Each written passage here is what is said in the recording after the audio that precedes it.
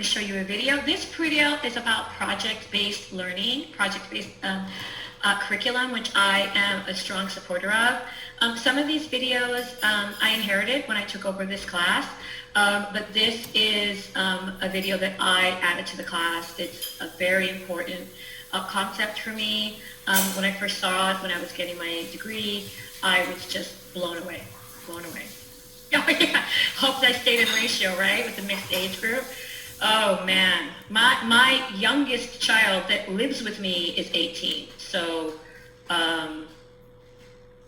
that's my granddaughter. Oh, can't really see it, but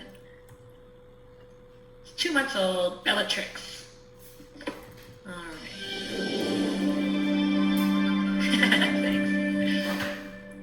right.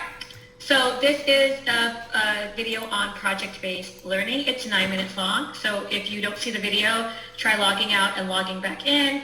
If that's still problematic for you, just kind of hang tight for 9 minutes, and we'll start going over these the activity questions when we're done. At the beginning of this video, they have a tornado warning, and can you imagine having a tornado warning while you have a bunch of preschoolers? Oh. Creating a school to serve nearly 500 3 to 5-year-olds might seem like a recipe for disaster. Some days are chaotic here, like when the Auburn University Pep Squad shows up, or when a tornado touches down nearby. Boys and girls, please move into your weathering locations at this time. We will come around and check on everyone. But on a typical day, the students and staff at Alabama's Auburn Early Education Center are busily engaged in learning adventures, like sailing a cardboard cruise ship to Africa. Okay, Jordan and Dylan are going to pass your life vest out to you. Or flying a plastic plane to Brazil. You go ahead and give Ari her boarding pass. For them, the lifelong learning exploration can't begin too soon. Just about everything that goes on here involves long-term projects that students undertake as a class. Do you know where that is, what it's called? South America, Brazil. It is Brazil. And this is the place that you were studying about. That is a big place. The theme for each project evolves out of the natural curiosity of the kids. Here is some information about the camel, and it says Once the students decide on a theme, teachers guide them to resources in books and on the internet to help focus their efforts. Let's say that the theme is Brazil, and they begin to study Brazil. They go on the internet, they look up information, then they decide that we want to go there. And the teachers pose to them, well, how can we get there? And if they didn't have the map, they couldn't get there. They couldn't get there. Then they may decide, well, we're going by plane, we need to construct some type of model of plane. And the teachers get the internet resources and book resources, they take them on the field trip. Where did you get the information to know that? Well, we went to the Auburn airport to see all the instruments. There was instruments inside planes to make it work. These make us how fast we're going or slow. And The kids are very highly motivated to be involved because they're doing it for a reason. It's not just an arbitrary, cutesy activity that has no real meaning or value for them. So that's why teaching using thematic curriculum keeps the kids very engaged in the activities. You have to have your passport to get on the plane. this is your captain speaking. We're flying to Brazil and we don't expect a lot of turbulence. All of it involves developing a plan, carrying it through, writing about it, and cooperation, problem solving, critical thinking are all pieces to getting that project complete. Remind everybody what we decided that we needed at our funeral. With a bit of skillful coaching, everyday events, like the death of the class pet praying mantis, can trigger engaging projects. Can you share with them what you decided needed to go on the tombstone? Bugs' name. Bugs' name, but After her students decided to give the deceased a funeral, teacher Stacy Jones found a way to fold all of the required curriculum into the project. Among other things, they practiced writing and drawing by designing invitations for the ceremony. I got in science, I got in social studies, I got in math, I got in writing, I got in everything, all an authentic purpose for learning. They were interested, and once you have them interested, they can't get enough information. They love school because they're interested, because it's authentic. I went to the dentist for them to take pictures of my teeth. Since most kindergartners' favorite subject is themselves, personal stories are at the center of the literacy curriculum here. I forgot that I had a virus. And when I went home, I threw up on myself. Are there any questions? Each day, 3 students get a chance to tell their story and answer questions about it. At the beginning of the year, every story is one sentence. I went to the beach. I went shopping. I went to the mall. And as the children are asking these questions, they realize I need to be sure to say these details because it's a pretty important part. I fell and then I hit my head on my table. It was the round table and it was a coffee one. Journal is great academically. They're writing, they're reading every day. But more importantly, they're going to be talking to people the rest of their life. So that's my big push for it, is learning how to socialize and communicate with other people.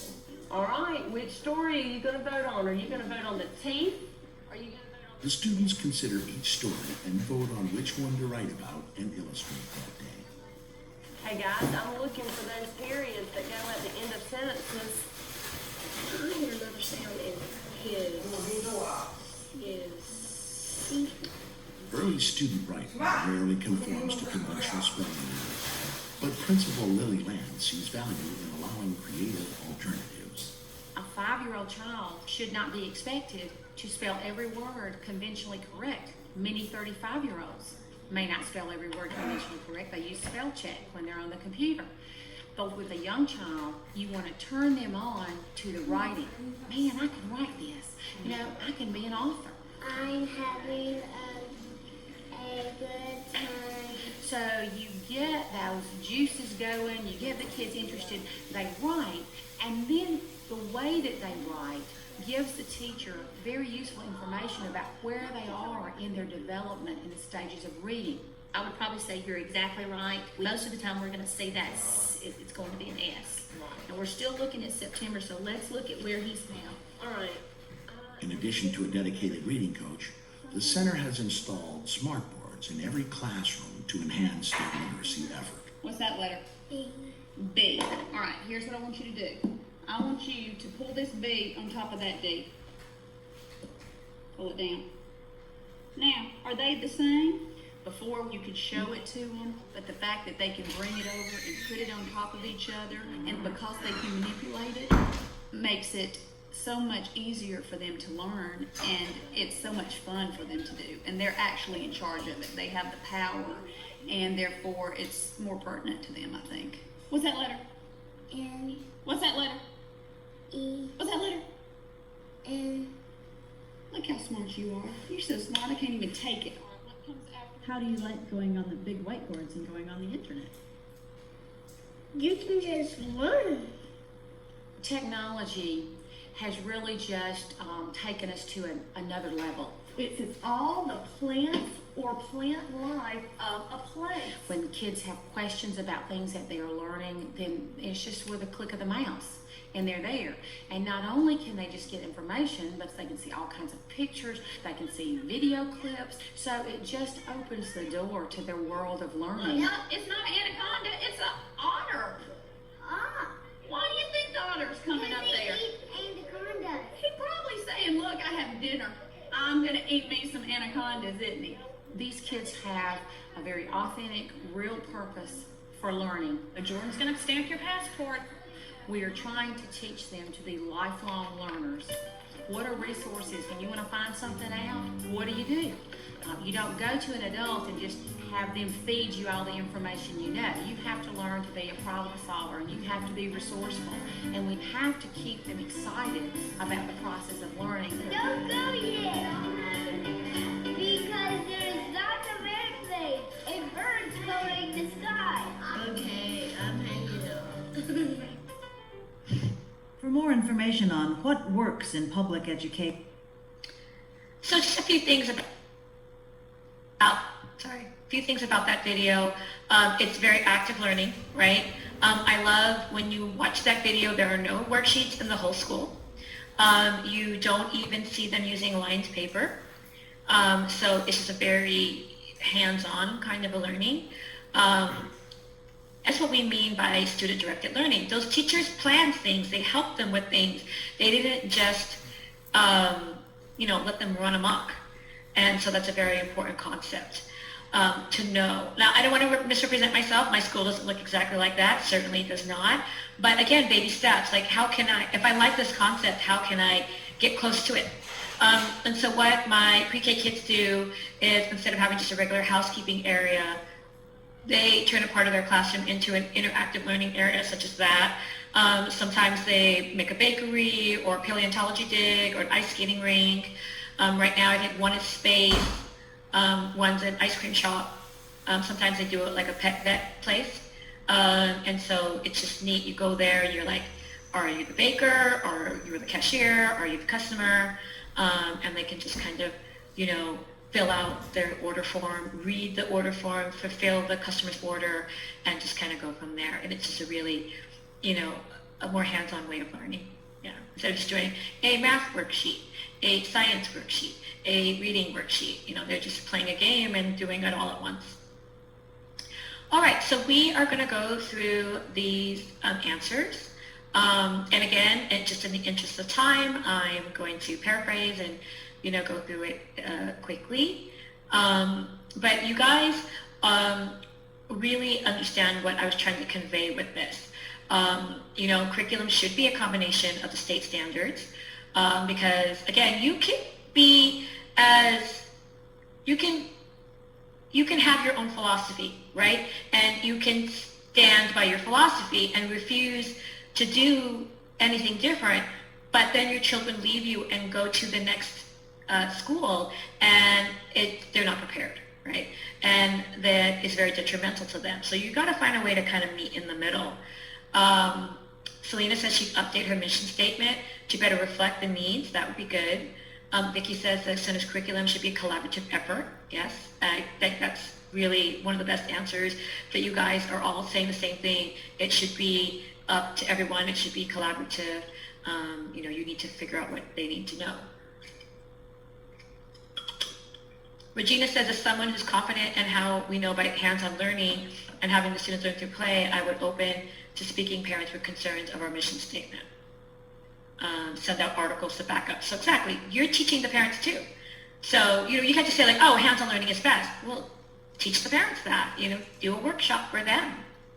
And exactly, inform the parents of their progress. Jenna says that she stands by the hands-on learning too. Danica says, observations and assessments. That's really good. That's kind of where I'm going with this. Anya says, you've got to incorporate, the hands-on activities and incorporate letters and shapes and colors. Assure the families is what Amanda's saying. That's really good. Oh, yeah, Katie's talking about a kindergarten orientation. We usually try to have a kindergarten orientation too, so parents know what to expect. Text says, explain where the program will lead the child in relation to being ready. Janae, gotta validate, right? Gotta validate their concerns, but also, explain why you're doing what you're doing.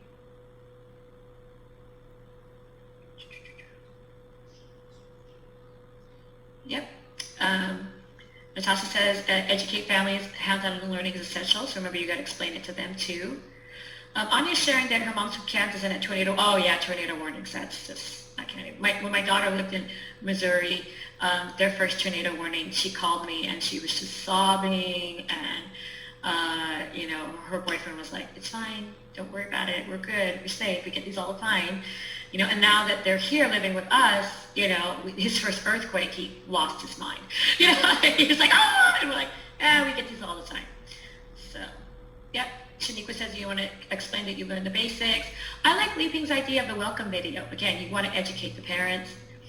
Vicky's saying having taught in public schools, the curriculum for TTK and K. And I like that. You want to know, like, if you're a preschool teacher, you want to kind of get to know what the kindergarten teachers are expecting. If you're a kindergarten teacher, you want to know what the older grades are expecting just so you can prepare them, okay? So, a couple things. One, this activity always makes me chuckle because kindergarten children are expected to enter kindergarten writing their names and recognizing shapes, colors, and all the letters of the alphabet. I'm sorry, but that ship sailed a long time ago in California. So our kindergartners are expected to know a lot more. But to sum up what all you guys are saying and what I want to say about this is, honestly, Ms. Johnson doesn't have to change anything. She doesn't have to change her curriculum at all, okay? What she needs to change is her documentation, okay? What Mrs. Johnson needs to have is better, like you guys said, educating the parents, but also assessing and definitely, just showing the parents what she's doing. Because when the parents look at it, they're like, oh, we're just playing. You have to go like, oh no, what they're doing is this, this, this, and this. These are the domains we're covering. This is what they're learning. Okay, and we will talk more about that when we do our assessment chapter. All right, so we've got chapters 10 through 13 to go. So 4 more chapters, plus Title 22. So my basic idea is that we'll probably spend about half an hour on each chapter, and then we will tackle Title 22, and I'll also talk a little bit about COVID rules, okay? And then we're done, so hang in there. I know it's a long weekend, but it's still, in my opinion, better than driving to the community college every week for 18 weeks. All right, chapter 11.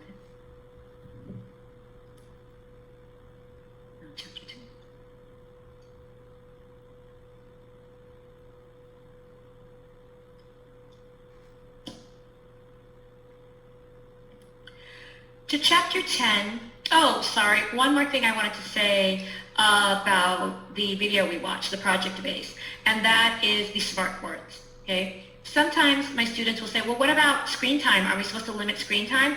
Well, as you can see with this year of online learning, people no longer moan about screen time. And actually, we quickly discovered that we weren't doing our students any favor by not understanding their technology, right?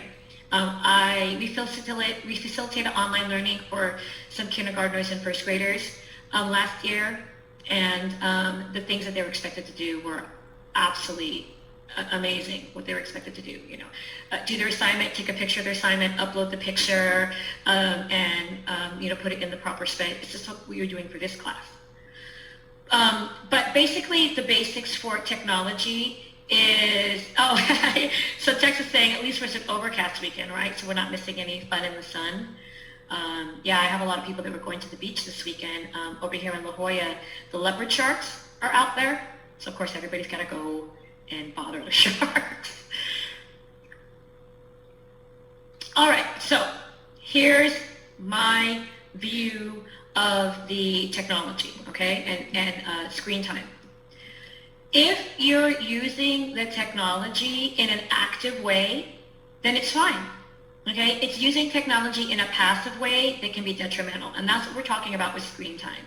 So for example, if you're using it like a book and interacting with your students, asking questions, etc., that's unlimited. You can do that in an unlimited way. But if you're using it as a babysitter, just kind of sitting them in front of it so they can just, stare at it like zombies and have that still face, then that is what needs to be limited.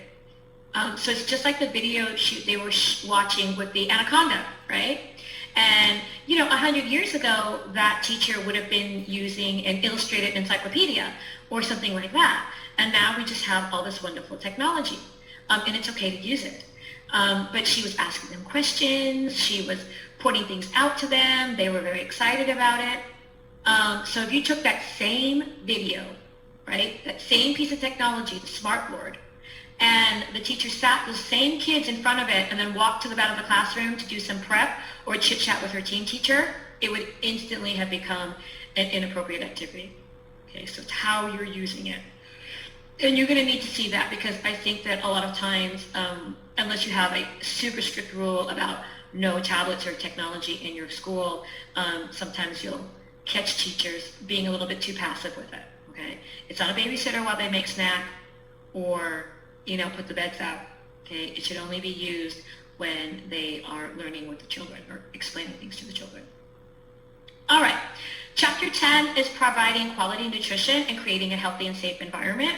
And you have 2 assignments based off of this chapter. Okay, you have your nutrition assignment, where you're going to either observe 4 children having a meal and critique their nutrition, or watch a video and critique the nutritional value of the meal they're prepping.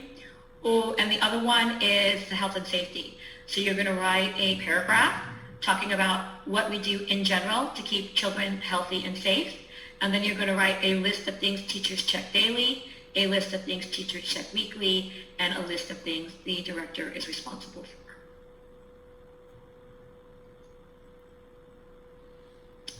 All right, learning outcomes. After studying this chapter, you will be able to discuss the importance of providing healthy meals and snacks that meet young children's nutritional needs. You'll be able to describe essential policies designed to keep children healthy while they are in out-of-home care. And you'll be able to identify steps programs of early care and education can take to keep children safe. The importance of good nutrition. Children are especially vulnerable to harm from malnutrition during periods of rapid growth. And that is a test question. So please make a note of that. And it's also a very important concept to know. Okay, they're vulnerable to harm during periods of rapid growth. And primarily we're working with children under the age of 5, all of us. And that's it, right? The periods of rapid growth. They grow so much while they're babies and toddlers. And then they start plateauing at preschool age, but even so, they're still growing a lot, all right? In 2013, reliable access to food was a concern for about 16% of all households in America. And that statistic is, getting on in years, right? And I would like to think that, since it's 8 years down the line that we're doing better, but I really can't say that, okay? I think that we're actually doing a little worse, and COVID has really impacted people. There are lots of hungry families due to COVID, okay? Increasing numbers of American children suffer from misnourishment, under-consuming important nutrients, and over-consuming high-fat and sugary foods that are high in empty calories. Also, children with poor diets are more likely to develop osteoporosis and may be diagnosed as having iron deficiency anemia. Childhood obesity. Being overweight or obese has lifelong implications. You increase the children's risk of hypertension, diabetes, and cardiovascular and digestive diseases. And, 20, 30 years ago, we didn't see this. Children didn't get high blood pressure. Are you kidding me? Children were born with diabetes. It used to be called childhood diabetes when I was younger, and now it's called type 1 diabetes and type 2 diabetes. Type 1 diabetes is something that you're born with, and type 2 diabetes is you get because of poor health. And now children are getting type 2 diabetes. It's absolutely outrageous. I had a friend of mine whose son was 15 years old and was complaining about a lot of abdominal pain and went through a lot of testing to try to see what was wrong with him. They thought maybe appendicitis. It wasn't that. They thought maybe this. It wasn't that. It turned out he had a fatty liver. 15 years old and has already had a fatty liver, okay, which can affect your body just like scoliosis of the liver that you get from excessive drinking. So, yeah, it's a really, really getting out of hand. It makes it more likely that children will suffer from asthma, sleep apnea, gallbladder disease, joint and skeletal abnormalities, and other chronic health problems. And there's also an increased prevalence of childhood depression, social rejection, and withdrawal. So it's up to us to set the tone, right? We need to plan our meals and snacks and we need to be certain the meals and snacks comply with the United States Department of Agriculture's USDA My Plate guidelines, okay? And that is what we do now. We no longer use the food pyramid.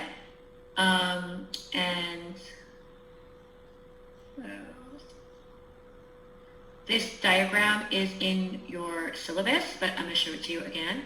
Very simple. It's literally a plate, okay? And And half the plate is fruits and vegetables, with vegetables being the slightly higher portion. The other half is grains and protein, with grains being a slightly higher portion. And then off to the side there, you have dairy, which can be yogurt or low-fat milk, etc. Okay, so that's what you want to do to make sure that children hit all of those items, right?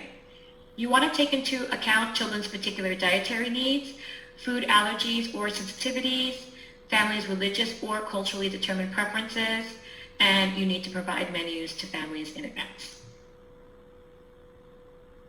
Many states' licensing regulations and NACCE's accreditation standards require that food be prepared, served, and stored in accordance with the U.S. Department of Agriculture's Child and Adult Care Food Program. Okay, we don't do that. It's actually, we don't serve enough needy families to qualify for that program, but many of you guys might. So it's a good resource. You can get subsidies for the foods that you buy for your students. But even though we're not part of the food program, the site is really good to look at, and they have the best portion sizes chart that I've ever seen. I love their portion size chart. I print it. It's in my food prep area, and I often give it to parents when they are confused about how much food they should be giving their child. You want, for infants and toddlers, you want to create feeding routines that are relaxed, free from distractions, and focused on meeting the infant's physical and emotional needs. That's why I like my staff to sit down with the babies and feed them, not tower over them, right? We also want to recommend that parents frequently discuss their infant's eating patterns and their preferences with their child's caregivers. In California, that's not a recommendation, that is a requirement. Everybody under the age of 2 needs to have an infant needs and services. Okay, so make sure that you have one of those, and it needs to be updated every quarter. It's the longest you can go before you update it. So that's every 3 months. So when licensing comes to check your infant center, they will check that you have one of those, and they will check the date. And if the date is past 3 months, they will give you a citation. Very, very common citation. And it's everybody under the age of 2. My last citation, well, they came in December 2019, and I got a citation because my younger toddler class, they didn't have these. And I had been told previously by all my other analysts that it was, your infant license. And this particular analyst said, no, it's 2 and under. Okay, so remember, sometimes they'll hit you, and all you can do is just, okay, fine, going forward, I know the rule. You want to support breastfeeding and childcare. My granddaughter was just here, 2 months old, and her mom kept popping her on the boob, just right there in front of everybody, and that's fine, okay? Breast milk provides the nutrition infants need for optimum growth and development, and the benefits for both babies and mothers last well beyond infancy. Breastfed babies are less likely to have ear, respiratory, or urinary tract infections, are not likely to have diarrhea, reduced incident of childhood obesity in children who are breastfed, and that is because there's a lot of sugar in milk, in formula, I mean. Breastfeeding also benefits the mother's health. We can support breastfeeding by supporting and encouraging breastfeeding employees to continue breastfeeding their babies after they return to work. Design a comfortable place, not a bathroom, for mothers to nurse their babies or pump milk, and be a cheerleader for breastfeeding mothers. Okay, so that's another reason why I have a lounge, right? My family lounge, people can go in there and breastfeed their babies, or pump. My employees can go in there and pump. Usually if I have a baby enrolled at my center, and the mom wants to come by and breastfeed, she'll just sit in the classroom and do it. But if I have a preschooler enrolled in my center and the mom, has a younger baby, sometimes they'll use the lounge if they're in a hurry and they need to, run some errands or whatever. The last thing I want to say about breastfeeding is, I've seen an alarming, I just feel like our society in general is very alarming right now. There's a lot of negativity, and I think that there is a trend of people shaming moms that don't breastfeed. Please don't do that, okay? There are many reasons why women cannot or choose not to breastfeed, and yes, we want to promote breastfeeding, but we don't need to shame moms that don't, okay? guidelines for feeding preschoolers. So we have the responsibility to oversee the menu to ensure that meals and snacks meet the USDA, CACFP guidelines, or the MyPlate guidelines. And we want to create the expectation that staff will model the same mealtime behaviors that they expect from the children. Addressing children's special dietary needs. We want to develop a plan to identify children who are known to have food allergies. Okay, one of your licensing forms does, has a section where a parent will note if their child has allergies. So, you need to make a note of that. What we do, I have my assistant director, Taylor's in charge of that, because I think it's better when one person's in charge, because if you leave the teachers in charge, sometimes the information doesn't get to the new teacher when children move up. So she'll identify the child's allergy, she'll take a picture of them, she'll type up a little card with their picture saying what they're allergic to, their full name, what they're allergic to, and where their EpiPen is located if they have one. Then she will put it on red paper, laminate it, and it's posted in the food prep area of their classroom. We also want to develop food handling policies and procedures to prevent any food children are allergic to from unintentionally contacting other foods. And we want to provide specialized training for staff responsible for children with identified food allergies.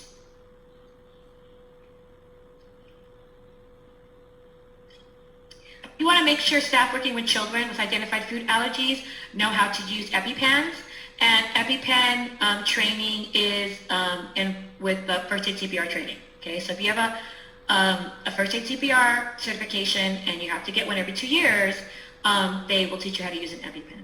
Okay, now the requirement is only one person in the whole school has to be first aid CPR qualified, but frankly, I just think that's kind of dumb, and we encourage as many of our staff to get it as possible. You can get grants through the YMCA that will help pay for it, and oftentimes what we'll do is the owner will pay half, and the teachers will pay the other half. So, yeah, oh yeah, that's me too, everybody. So I'm just letting you know that if you ever get in a bind, it's not a requirement, okay? Only one person has to have it. So if, you want to hire somebody and they don't have it, you can still hire them. And, maybe you don't want them to get it done then because you guys are going to do it all together in a few months. It's okay. It's okay to wait till you catch up with each other.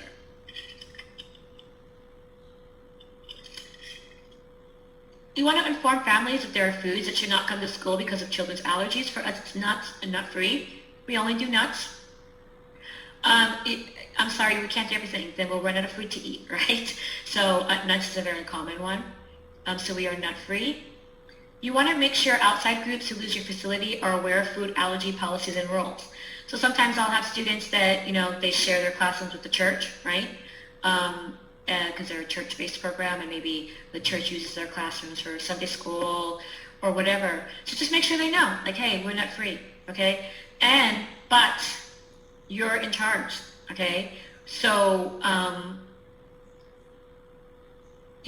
I would be proactive, and whoever opens the classroom after the church uses it, like, Thursday morning or Monday morning or whatever, I would make sure they give everything a little good wipe down, okay? Because you don't want to play catch up and like, oh, they had peanut butter cookies at Bible study and, didn't wipe up. Integrating nutrition education into the curriculum. You want to teach children how foods support health, growth, and development, and you want to plan, prepare, and serve nutritious snacks.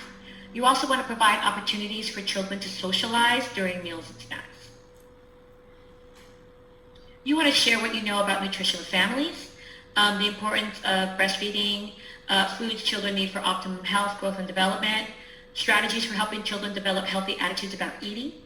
Okay, I took a workshop on childhood nutrition, and they were saying that a child, especially a toddler, like an infant or a toddler, will have to be introduced to a new food up to 19 times before they'll accept it. Okay, and that was surprising to me. And we don't do that. We give the kid broccoli like 2 or 3 times and go, oh, guess they don't like broccoli. So you got to keep trying it. Don't force them to eat it, but just keep presenting it. Encouraging them to take a bite. What else was I going to say? Oh, and color theory. Okay, I'm really big on color theory with food too.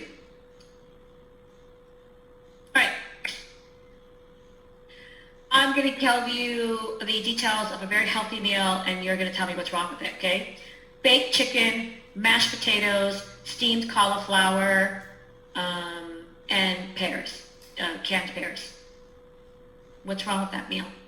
It's got all the food groups. It's got all the my plate. Right? That's my plate. Exactly. It's all the same color. Okay, it's boring. It's all white. Who wants to eat that? Who wants to eat your dinner that looks like this? Okay? All right, so a similar meal, nutritionally identical meal, grilled chicken, steamed broccoli, mashed sweet potatoes, and fresh pears with the skin on. Okay, that's lovely, right? Or watermelon or peaches, right? So you've got the grilled chicken has a little bit more color on it. You've got the bright green of the broccoli. You've got the orange of the sweet potatoes, and maybe some purple with grapes, right?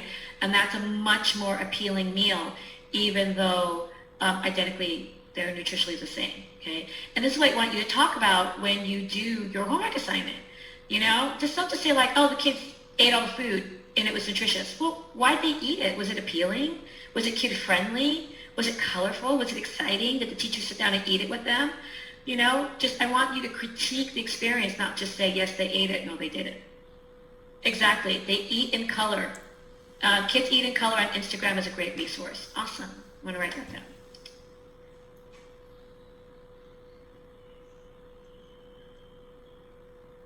Okay. All right. Strategies for helping children enjoy a wide variety of nutritious foods. We just talked about that. I'm also really big on Eat This, Not That. Eat This, Not That is food substitution. And so, again, it's baby steps, right? If someone says like, oh, I want to eat chocolate, right? And you're like, oh, eat carrots. Obviously, carrots is more healthy than chocolate. But if somebody wants chocolate, they don't want carrots. So food substitution. So, chocolate, dark chocolate is healthier than milk chocolate. Smaller portions of the dark chocolate, or if they don't like dark chocolate, a smaller portion of a milk chocolate. So you don't have to eat a whole candy bar. You can eat a Hershey Kiss or half a Hershey Kiss, So those are the baby steps with food. So I'm really, really big on substitutions. Whole grain bread instead of white bread. Cheddar cheese instead of American cheese. You can't say like, oh, American cheese is bad for you, eat a carrot. They don't want a carrot, they want cheese, okay? So that's another tactic that you can use too. And then, of course, the importance of helping children understand the intent of advertisement for foods high in fats, salt, sugar, and preservatives. I don't want to get too crazy, tinfoil hat, government conspiracy on you, but I'm really big on this. I mean, I honestly don't think it's Republicans against Democrats. I don't think it's white people against brown people. I think the problem is rich people against poor people, okay? And the food companies want to sell us food.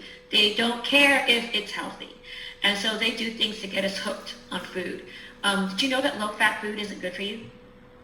Low-fat food isn't good for you because it's high in sugar, okay? It's got to taste like something. So, everybody thinks they're doing a good job. Like, oh, I'm not going to buy these chips. I'm going to buy the low-fat chips. Okay, well, they added sugar to those to make them more palatable. So, we need to understand those tricks. Also, the kids, like, it's because it has Star Wars on it or Paw Patrol doesn't mean it's healthy. Probably the opposite. And that's the kind of education we need. Mm-hmm. All right, so this is our discussion, and we'll just do this together right now. So Mrs. Peter dropped off her 4-year-old Anna at the child care in the morning, as usual. When Miss Joan, the teacher, greeted Anna, she noted that her eyes were red and had a slight discharge. She asked Mrs. Peter about it. Mrs. Peter replied that Anna's allergies had been acting up and that there was no reason to worry. When Mrs. Mason, the director, visited the classroom an hour later, she noticed that the discharge had increased and that Anna's eyes looked very red. She told Miss Joan that she thought Anna might have pink eye and should see a doctor. Mrs. Mason calls Mrs. Peter at work for several hours before reaching her. Mrs. Peter explained again that Anna was just suffering from springtime allergies, or also indicated that she had used all her leave days, so wouldn't be able to come for Anna until the end of the day. Okay, so if you would like, in the interest of time, I'm not going to make everybody do this, but if you would like, you could answer one of these questions. You could also say there was a law that I said that you could use to convince parents to come get their child when they're sick. So you could also just say that, all right? But what should Mrs. Mason do? What should she do with Anna immediately? How should she approach Anna's mother when she arrives at the end of the day? What should she do to prevent other children from getting exposed? Do the families need to be notified? What's the best way to do that? And how can you prevent Anna and other children who become ill at school from feeling embarrassed or singled out with negative attention? That's why you ask for health insurance. Yeah, but she's not talking about health insurance. She's talking about how she can't leave work. That's what Mrs. Mason is saying. I can't leave work. My boss will get mad.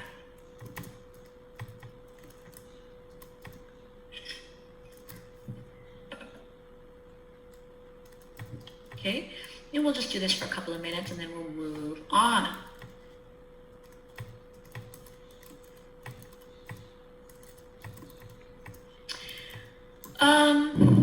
I hate talking when you guys are typing, but I just want to make up some time.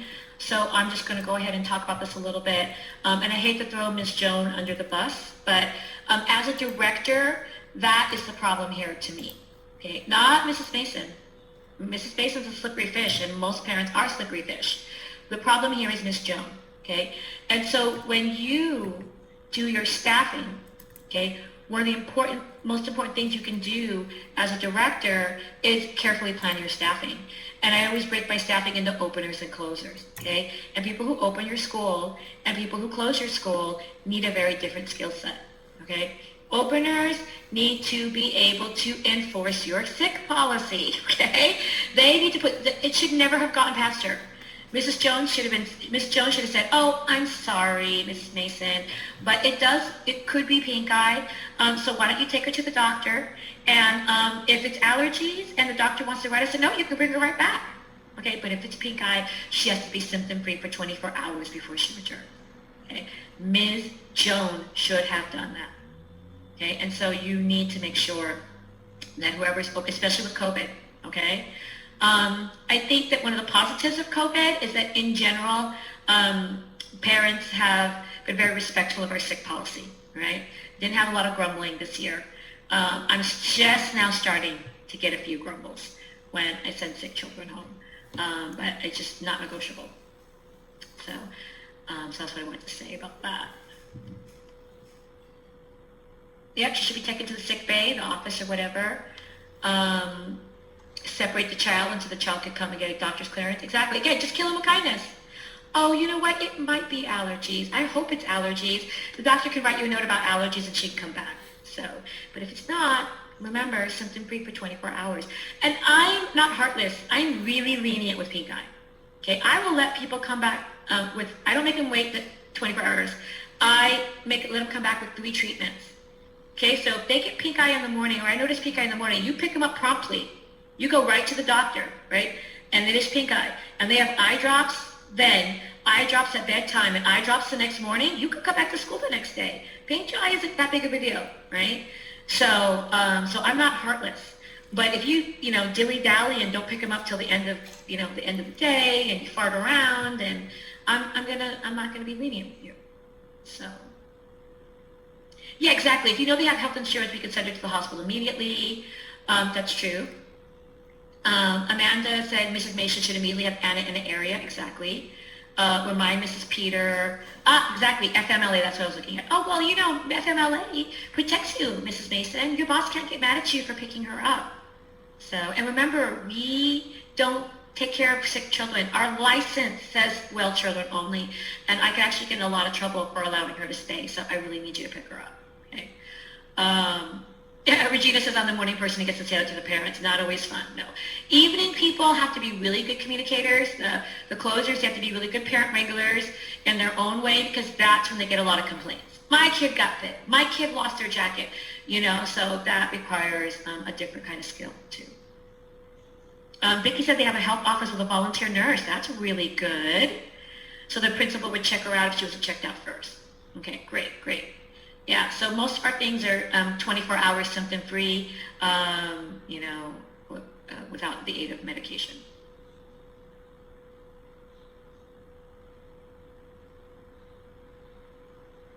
Hold on just a second.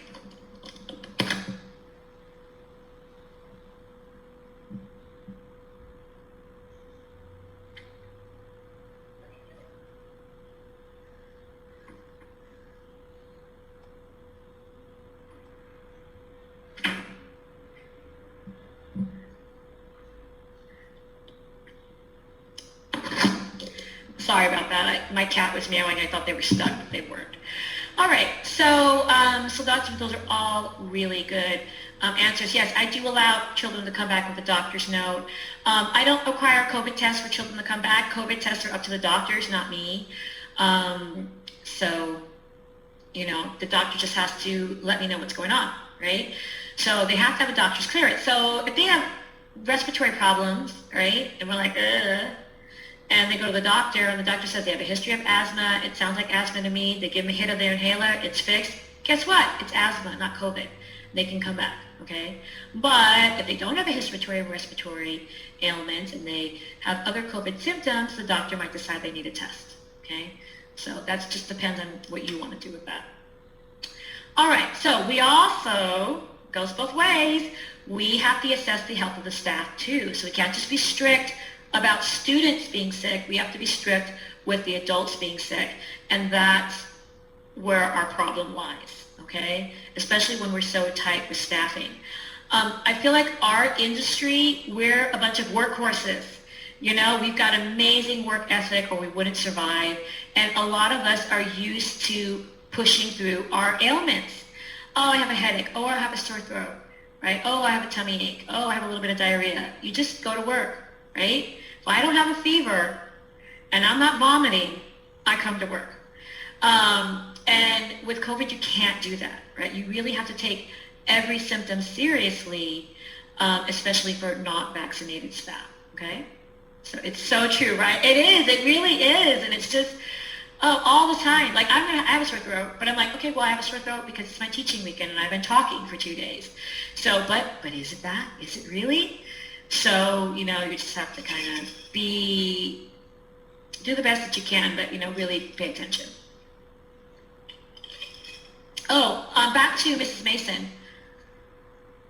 People ask me, like, what do you do about that? What do you do about a parent that's like that? Honestly, disenroll them, okay? There's no magic fix I can give you for a parent that won't respect your policies. If they won't respect your policies, you've got to disenroll them.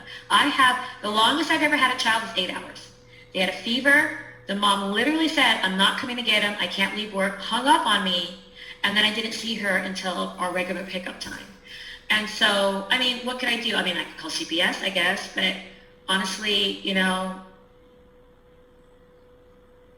I didn't want to mess him up just because his mom was being a jerk. He had a low-grade fever. Actually, he had a fever of 103. I just kept him comfortable. I kept him hydrated, and when the mom came, I said, that is unacceptable, and you cannot attend this school if you continue to, disrespect our rules like that. And we ended up eventually parting ways because she just, again, other things that she just didn't listen to. So that's really your only recourse. And I know we all want customers, but you want customers who follow the rules. You don't want customers who do whatever they want. Mm-hmm. All right. Assessing the health of the children, right? So they need a health status, needs to be documented. Okay, this is what we said about staff too. Before a person comes to work for you, they have to have a physical.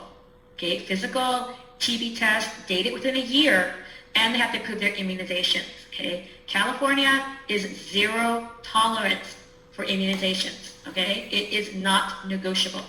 Okay, which is this whole COVID thing is ridiculous. But the ones that teachers have to have are MMR, which is measles, mumps, and rubella, and DPAP, or Tdap, That is diphtheria, tetanus, and pertussis. And pertussis is whooping cough. Okay, we have had several whooping cough outbreaks recently in California. Okay, so those are not negotiable. Sometimes it might be hard for a person to find this out. When this law came into effect in 2018, I had tons of people, I'm 50, I don't know where my shot records are. I'm 45, I don't know where my shot records are. I don't know.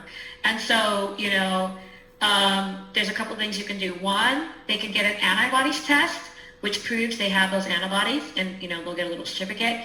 But honestly, it's easier just to get re-immunized. Okay, and they can get re-immunized at your local immunization branch, at your Health and Human Services agency for free. Okay, flu is required.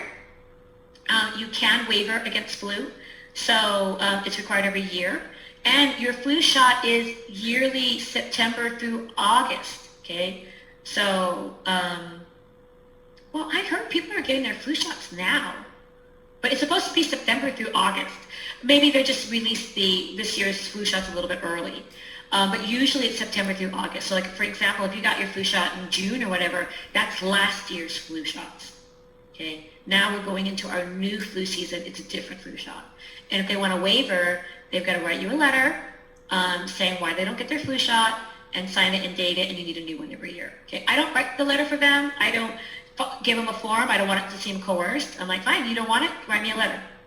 So, and COVID, as far as I know, for our industry is not required. But you're certainly within your rights to require it as a business. So children's health must be documented. They also have their immunizations. And we have so many anti-vaxxers in our society right now. You will get parents in your office complaining.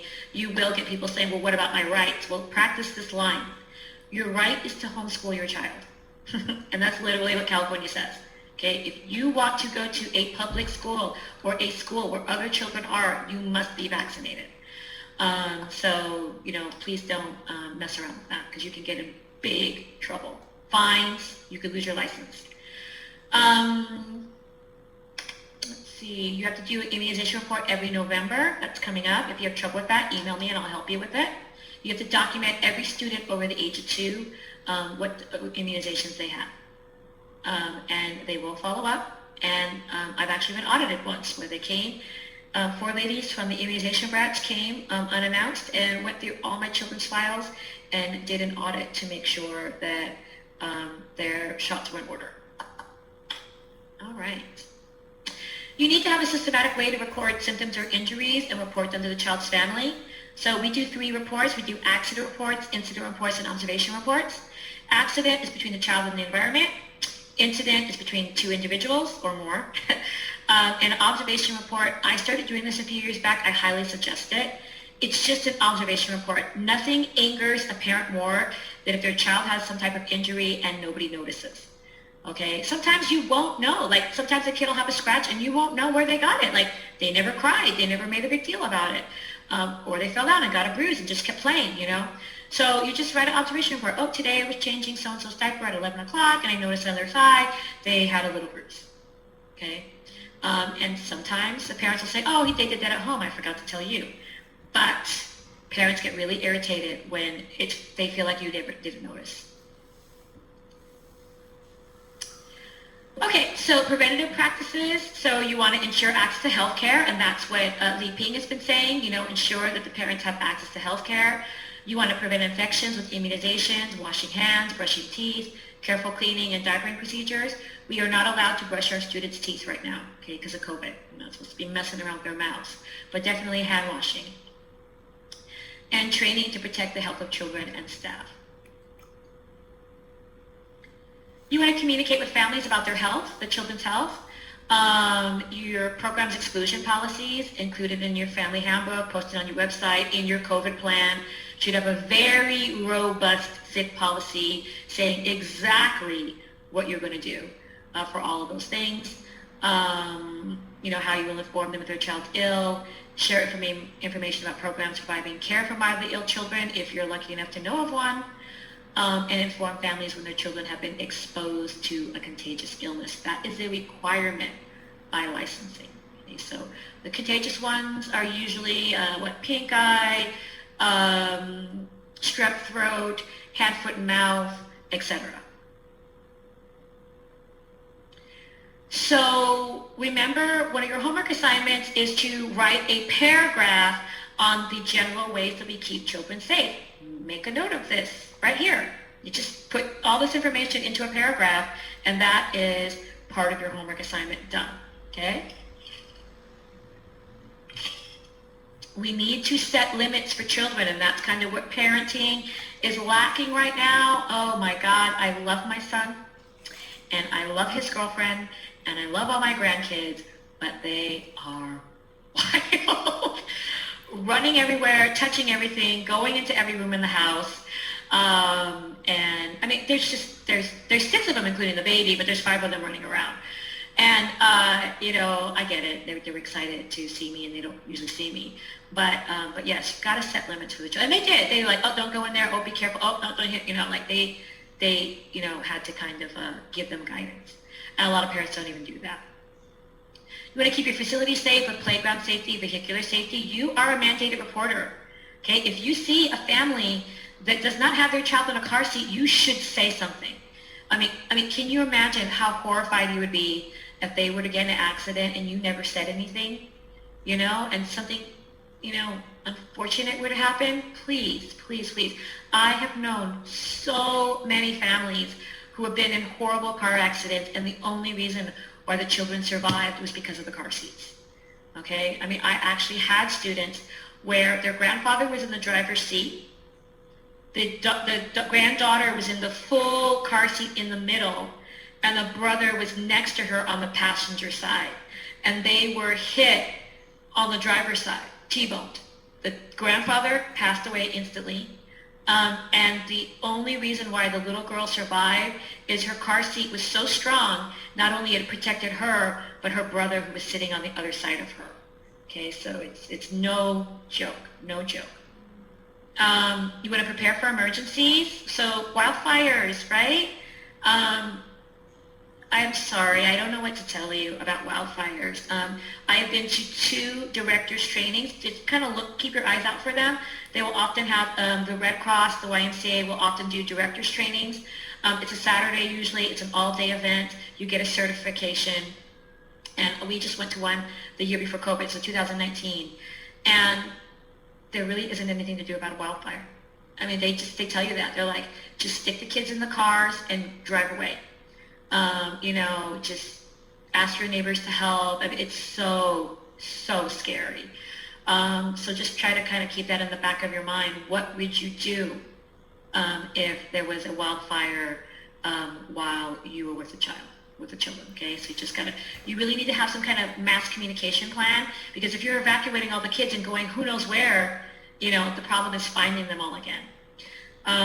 Earthquakes, the shelter in place is usually our plan for earthquakes, right? After the earthquake is over, you just kind of stay where you are, and you need to have enough food and water to survive that. Building fires, you should have an evacuation point so you can get away from that building. What else? We don't really have a lot of flooding, but some areas might have flooding, right? Flash flooding, mudslides when it's during the raining season. Excessive heat, okay? Some of you in Northern California also deal with excessive cold. For most of us, it's excessive heat, okay? It's no joke. Children overheat very quickly. So a lot of times my students will say, well, what's the magic number? What temperature do you have to stay inside? There really isn't one, okay? But it takes up to 2 weeks to acclimate to strong temperature changes. So first of all, basically anything over 100, right? Anything over 100, you should definitely keep the kids inside. But 90 degree, it depends. If it's been 90 degrees all summer, you're fine, okay? Just make sure they have shade and water. But if it's been 70 degrees for a couple of months and then you have a heat wave of 90-degree weather, that's dangerous. Okay, because the body is only acclimated to that 70-degree weather, and that quick change is what's going to hurt the kids. So I always keep an eye on the weather and send my parents updates when I think we're going to have a heat wave. Okay, I kid you not, parents do not pay attention. We'll be having 100-degree weather, and they will still send them in long sleeves. Drives me nuts. So So you really got to keep an eye on that. I've had children get heat stroke. Playground safety, that's it, right? Teach children to be safe, assess risks, and be proactive in protecting children's well-being. Don't wait until the accident happens. Try to monitor and keep your eyes on things before the accident happens. Right, and that's the end of that chapter. So,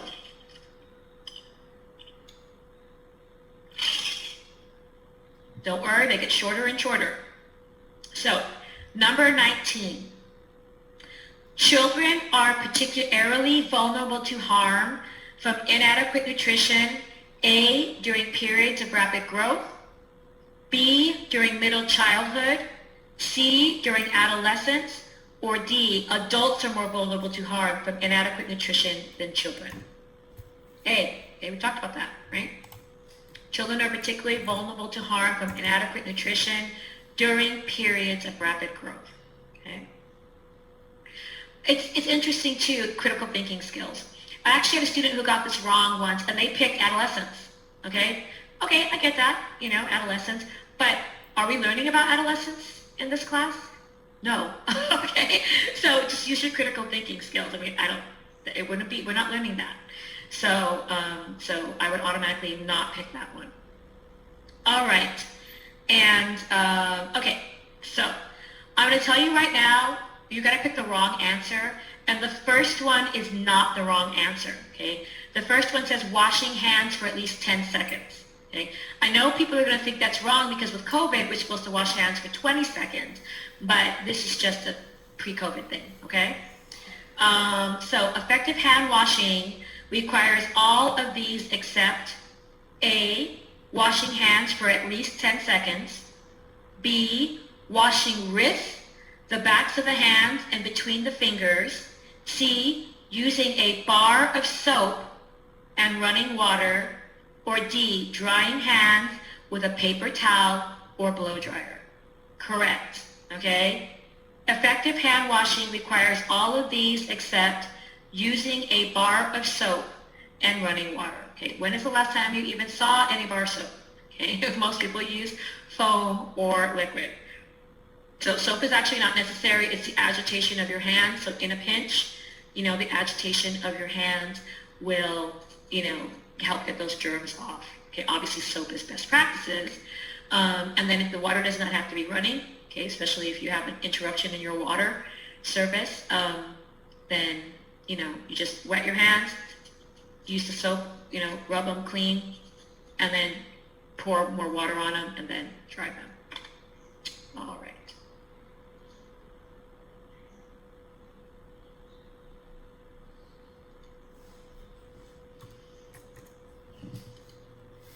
Chapter 11.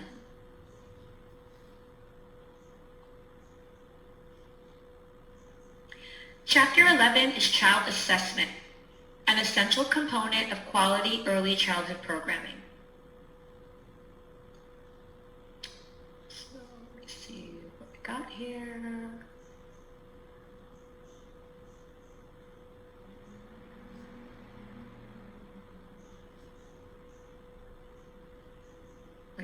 I'm just taking an overview, looking at the overview of the chapter. So after studying this chapter, you will be able to contrast the characteristics of appropriate and inappropriate approaches to assessing young children, and identify several strategies for documenting what children know and are able to do. Okay, so remember in our last activity, we were talking about, the last one was the pink eye one, but the previous one we did at lunchtime, we were talking with how Mrs. Johnson could, reassure the parents, and it's just better assessments, better documentation.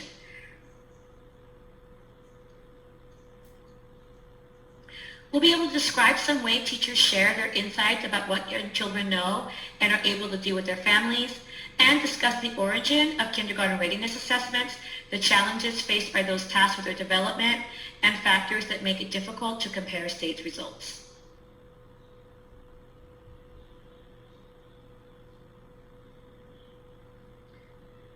One second.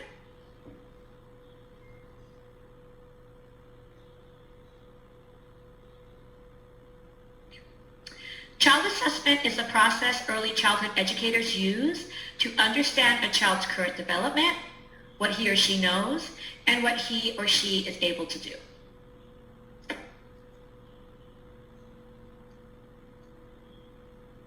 Appropriate assessments benefit children and families, must be used for their intended purpose, assess meaningful and significant skills and knowledge, collect information from a variety of sources, and must be embedded in classroom activities and consistent with curricular goals.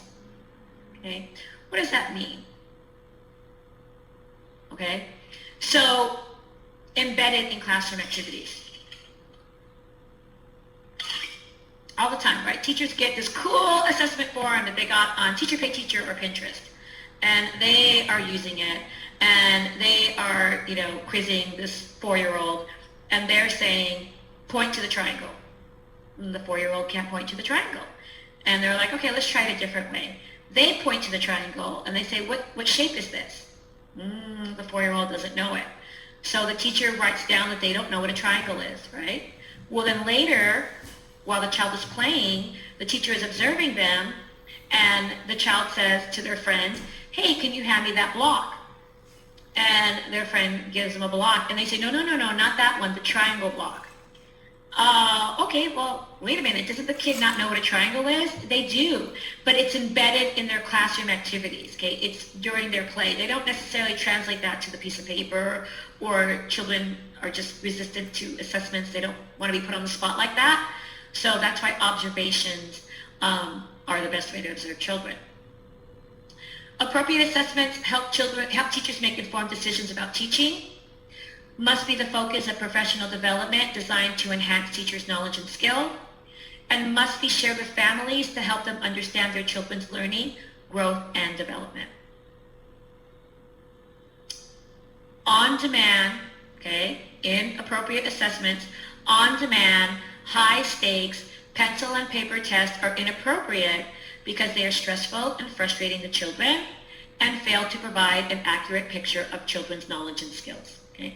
That's why I structure my tests like I do. Okay? I believe that they're inappropriate and stressful and frustrating to adults as well.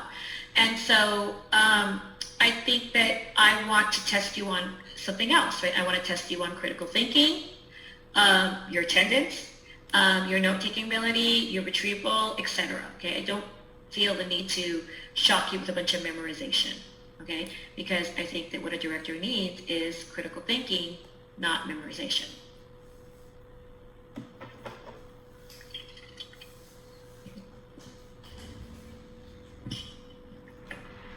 Developmental screenings are essential features of quality programs of care and education, and they should be administered to all children to identify those who might benefit from further evaluation.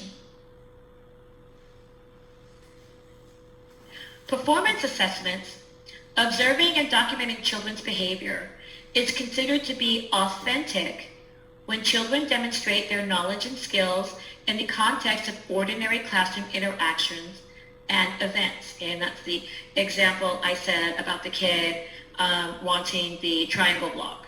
Okay? And high quality performance assessments are aligned with applicable learning standards. Types of performance assessments. Open-ended observations require observers to record and then interpret what they have seen and heard. An anecdotal record is a brief, objective, accurate description of a significant incident in one child's day. A running record is a narrative report that records what one child or small group of children do and say. Focused observations require the observer to describe or tally specific behaviors. Event sampling is a description of events preceding and immediately following a specified target behavior during a particular classroom routine or event. And time sampling is a tally of observations in a specified classroom area or centered at predetermined time intervals. Okay, please don't get stressed out about all these different things. At the end, we're going to talk about, pretty much the go-to for assessing children. Checklists are structured observations that provide a list of behaviors or traits with a system for recording if or when they are observed. And rating scales provide a way to indicate how well, how often, or how independently a child exhibits the identified behaviors or traits, okay? So checklists aren't that effective because it's a yes or no, right? Do they know what a triangle is? Yes or no? Do they know how to hop on one foot? Yes or no? Where with children, it's more of a weighting scale, you know? So can a child identify a triangle, you know, 9 times out of 10, 8 times out of 10, 7 times out of 10, you know, whatever. Can a child hop on one foot 50% of the time, you know? So it's not an all or nothing with children. Interviews. Teachers conduct informal interviews where they ask children about their block structure or what they did over the weekend. And in formal interviews, teachers ask each child the same questions, okay? And you might say, we don't do that. That sounds, well, formal. But we do it all the time. You know, that's when you make a chart or do a taste test or, you know, my Confish teacher does it all the time. Like, what they did this weekend, this week they did,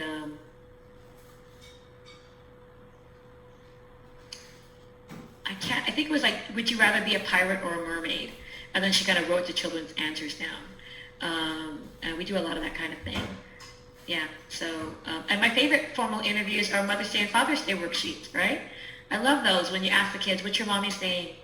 How old is your mommy? Where does your mommy work? What's your mommy's favorite food? You know, and they're hilarious. What's your mommy's name? Mommy.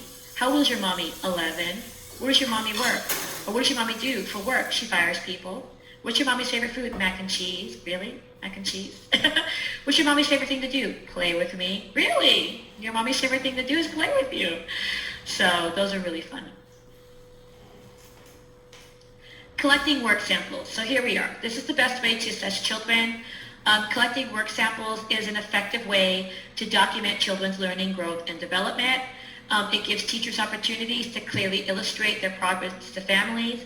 And hands down, 100%, the end-all, be-all of assessments is portfolios. Okay? A portfolio is a performance-based assessment that is a compilation of evidence demonstrating children's competencies while celebrating their learning, growth, and development. Working portfolios are extensive collections of the child's work. Okay, so I love this portfolio. You see that they have a picture of the child drew, photos of the child drawing the picture, and paragraphs describing what's going on in those photos, what the child's learning, the learning domains, their objectives, etc. Okay, this is a very effective way to assess children. Ways for teachers to share child assessment information: informal, okay, regular notes, phone calls, and emails, and then formal, regularly scheduled conferences with the children's families to share insights about the children's progress and set goals for their future learning. Portfolios, including the teacher's reflections and analysis, give teachers opportunities to talk with families about what is happening at home and at school. Kindergarten readiness assessments. I'm just going to buzz through this really quickly. So I'm not going to read this word for word, but basically it's saying that, you know, the government wanted to implement kindergarten readiness assessments to critique our education system, basically, okay, all right?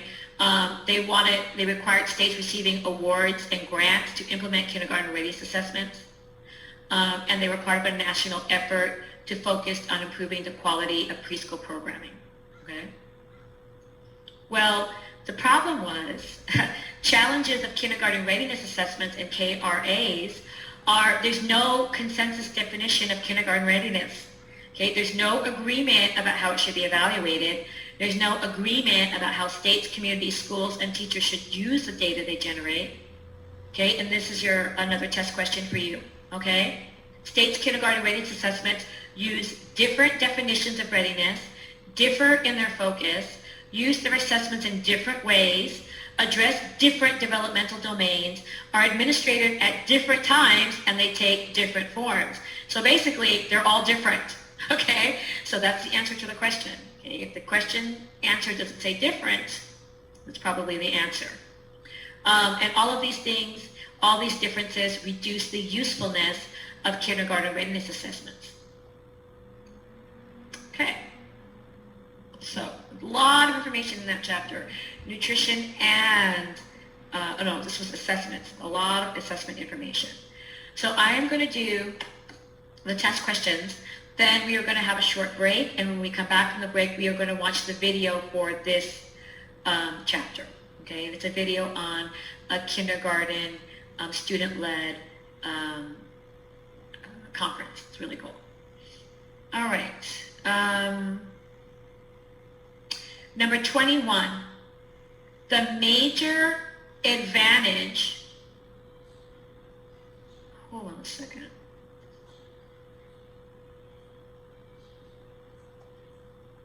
Okay.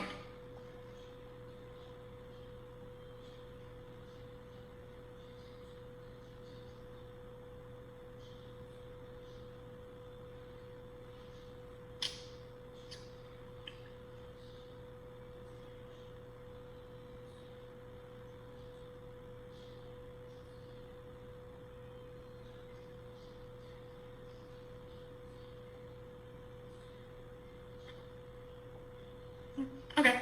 Number 21. The major advantage of using samples of children's work as a method of assessment is A, samples are very easy to obtain. B, samples are collected from children's real ongoing engagement. C, samples are easy to assess. Or D, no record keeping is required.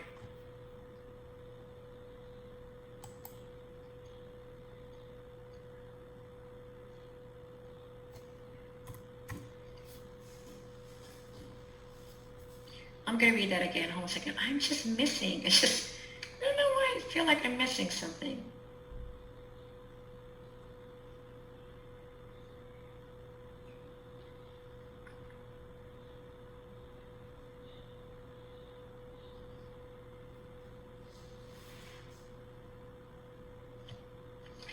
Whatever. Number 21. The major advantage of using samples of children's work as a method of assessment is A, samples are very easy to obtain. B, samples are collections from children's real ongoing engagement. C, samples are easy to assess. Or D, no record keeping is required. And the answer is B. I know it's wrong. I need to do question 4 this chapter. Okay? Chapter 22. All of the following are true of state's kindergarten readiness assessments except A, they all use the same forms. B, they use different definitions for readiness. C, the assessments are administered at different times. Or D, some address different developmental domains. Okay. Number 22. All of the following are true of state's kindergarten readiness assessments except A, they all use the same forms. Correct. They all use the same forms. Remember, they're different. Okay. The other 3 say different. They use different definitions. They're administered at different times and different developmental domains. Okay.